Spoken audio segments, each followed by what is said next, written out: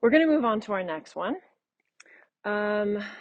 It's going to be sort of a pre-shoulder stand. I will talk you through sort of also maybe a slightly modified version if you feel uncomfortable going on your shoulder today, but you want to continue on through the rest of the class. Come onto your side, just laying down.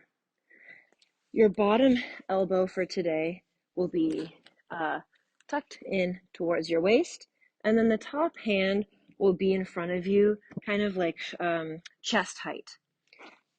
From here, ultimately what we're going to be going for today is just a little rock. The bottom foot has to be bent in.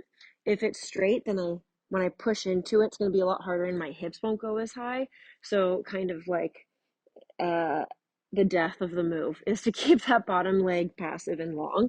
So fold it in and then root down through the foot like we've been talking about, root down through this top hand like we've been talking about, and then pushing into the floor, you'll start to lift the hips.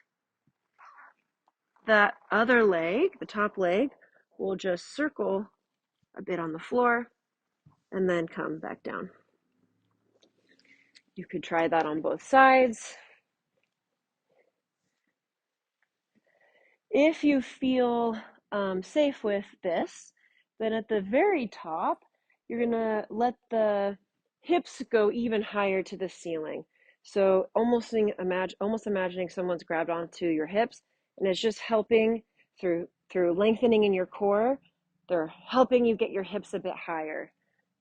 So at the very top, I will become a little bit more stacked.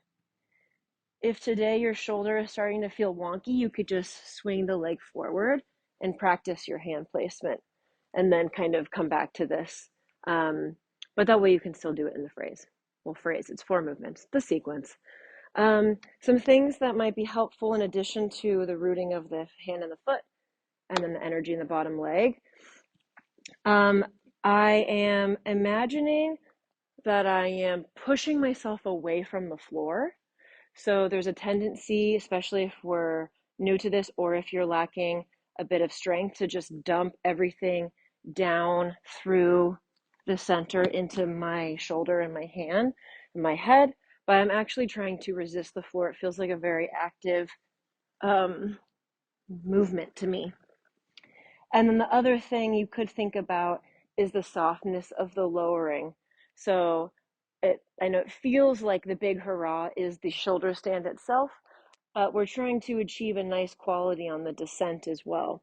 So that integrity and strength that I have in the power of my bottom leg and foot comes into handy as I bend that bottom leg slowly and softly bring my knee and my hip down on the floor.